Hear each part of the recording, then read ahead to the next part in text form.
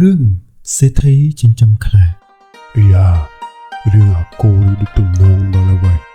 សុទ្ធតែសាច់ហ្មងឲ្យយើងសុំសាច់ឯងមួយម៉ាត់មកអណប់នេះអាខ្លាហេតុអីបានជាឯងសម្លាប់គោរបស់យើងហើយចេះស៊ូទៅកើតវិញមកពីឃ្លានហ្នឹងហើយនេះឈប់ភ្លាមអាសង្ហាប្រយ័ត្នយើងបាញ់ណាគោក្របីពួកខ្ញុំនេះណាបាត់អស់ហើយសង្ស័យតាខ្លាលោកសេដ្ឋីជាអ្នកខំស៊ីតាលោកមេភូមិនេះអាដួងខ្លាខំលោកសេដ្ឋីហើយ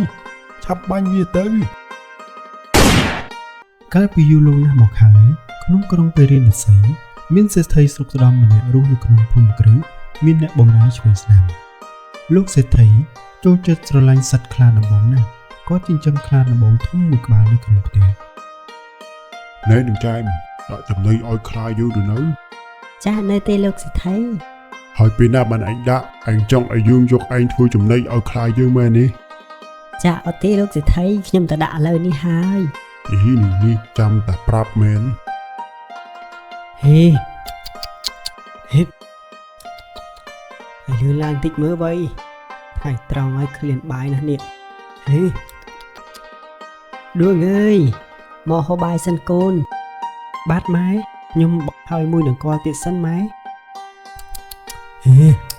លឿនមកនេះមកអកូឯងហត់ហើយសម្រាប់សិនទៅស៊ីស្វាយនៅត្រង់នេះហើយណាកុំទៅណាឲ្យសោះវើយយើងទៅហូបបាយសិន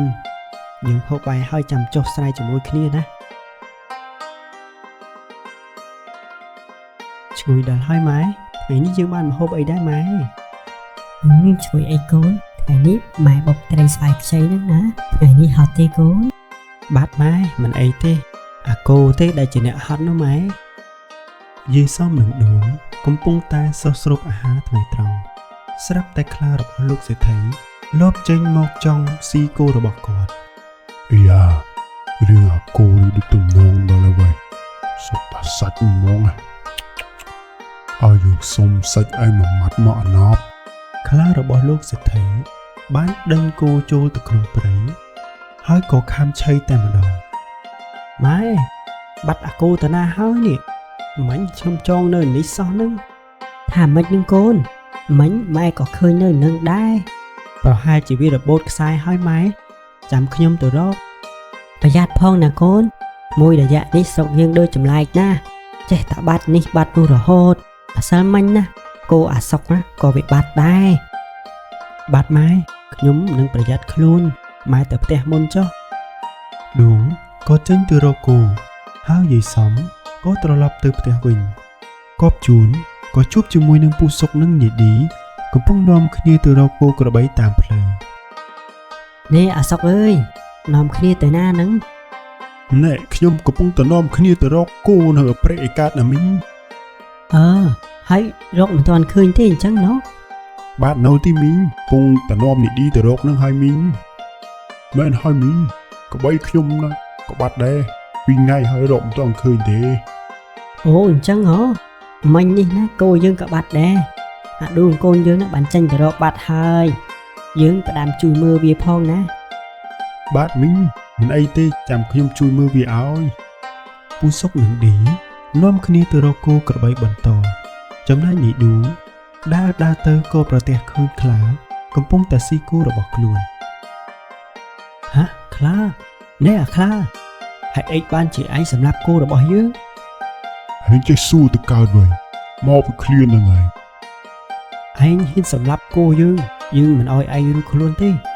យើងនឹងប្រាប់អ្នកស្រុកឲ្យសម្លាប់ឯងហើយឯងនិយាយនេះឯងដឹងទេថាយើងជាខ្លាលោកសេដ្ឋីណាគ្មានអ្នកណាហ៊ានធ្វើអីយើងទេទោះខ្លាអ្នកណាក៏មិនទុកដែរព្រោះឯងជាសត្វដេរឆានសម្លាប់គោក្របីអ្នកភូមិជុំអានេះឌឺណាស់វៃអត់ស្គាល់អញខ្លាទេអីហាស៊ីអានេះមួយទៀតសិននេះឈប់ភ្លាមអាសង្ហាប្រយ័ត្នយើងបាញ់ណាជុំអានេះគ្នាវាច្រើនណាស់វៃមិនកើតទេអញរត់សិននៅក្រោយអញសងសឹកវិញហើយឯងមិនអីទេហីក្មួយដួងបាទមិនអីទេពូកុំតែបានពួកពូមកដល់ ម្លេះខ្ញុំខ្លាយជាចំណីវាបាត់ទៅហើយ ចុះឯងរកគួរឯងឃើញឬនៅ បាទរកឃើញហើយពូត្រូវអសង្ហាខ្លារបស់លោកសេដ្ឋីខំស៊ីបាត់ហើយ យើងមិនយល់ពីលោកសេដ្ឋីសោះហើយវិញឆ្មាឆ្កែមកកណូមិនចិញ្ចឹមទៅចិញ្ចឹមអីអាសត្វខ្លាហ្នឹងមិនខ្លាចវាខំក្បាលទេអីនេះនឹងហើយលបងបានខ្លាចជាអ្នកមានហើយហេតុអីធ្វើឲ្យអ្នកស្រុកជេរធ្វើអីចំមែនហើយវិញ រឿងនេះត្រូវតែប្រាប់ដល់លោកមេភូមិហើយពូបើមិនអញ្ចឹងទេគូក្បីអ្នកស្រុកអសង្ហាស៊ីគ្មានសល់ទេ តោះប្រញាប់ស្អែកទៅប្រមូលគ្នាទៅប្តឹងលោកមេភូមិម្ដង ពួកអ្នកស្រុកបាននាំគ្នាទៅផ្ទះលោកមេភូមិដើម្បីឲ្យលោកមេភូមិជួយដោះស្រាយ លោកមេភូមិអើយលោកមេភូមិនៅផ្ទះទេនេះស្រែកលូឡាអីហ្នឹងពួកឯងមានការអីបាននាំគ្នាមកច្រើនម្ល៉េះគូក្បីពួកខ្ញុំនេះណាបាត់អស់ហើយ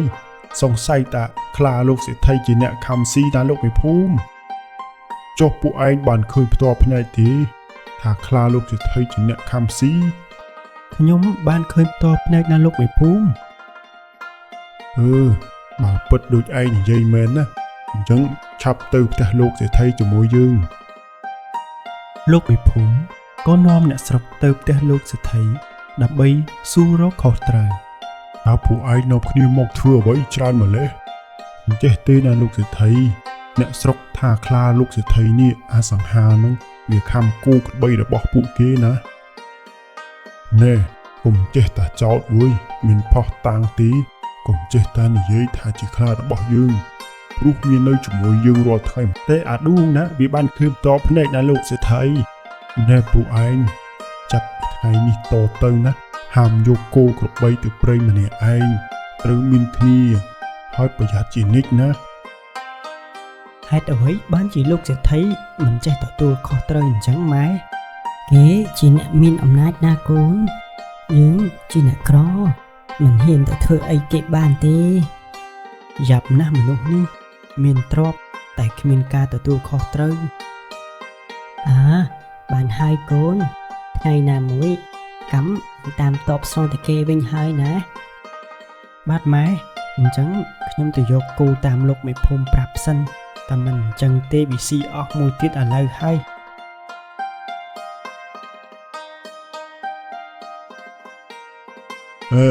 ហើយពួកឯងនាំគ្នាទៅណានឹង ពួកខ្ញុំលែងនៅជាមួយលោកសេដ្ឋីហើយព្រោះអសង្ហាឥឡូវវាកាចណាស់មីតវានៅក៏ធំដែរ តើពួកឯងខ្លាចស្អីទៅបើពួកឯងទៅណាយើងនឹងរកអ្នកថ្មីមកហើយឯងកុំសង្ឃឹមថាបានត្រឡប់មកធ្វើការទីនេះទៀតឲ្យសោះពួកនេះចិញ្ចឹមបំបងបាយមែនវ៉ៃថ្ងៃនេះមានតែយើងធ្វើខ្លួនឯងសិនហើយព្រោះនេះចែមនឹងជូតឥឡូវវារត់ចោលយើងបាត់ហើយយ៉ាមីអញទំនងដល់ហើយសាច់ច្រើនណាស់មកបានបំបត្តិមិនដឹងជាតិមកទេវ៉ៃ អសង្ហាពេលនេះវាមិនអាចស៊ីគោក្របីអ្នកភូមិបានទៀតនោះទេវាគឺជាសញ្ជាតិញៀនសត្វដេរឆានពេលនេះវាគិតចង់ស៊ីម្ចាស់ខ្លួនឯង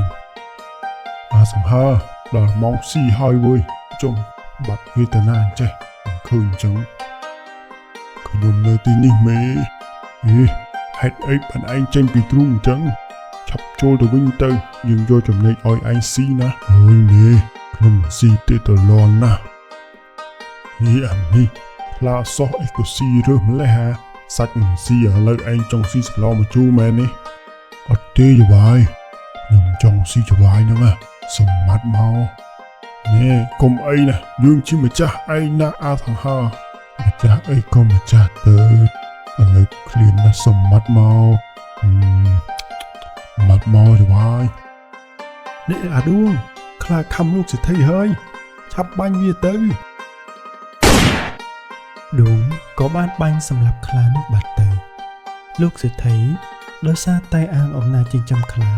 ធ្វើបាបអ្នកស្រុកចុងក្រោយកម្មពៀក៏តបស្នងទៅលើខ្លួនឯងវិញមនុស្សយើងអាចភ្លេចកម្មបានតែកម្មមិនដែលភ្លេចយើងឡើយ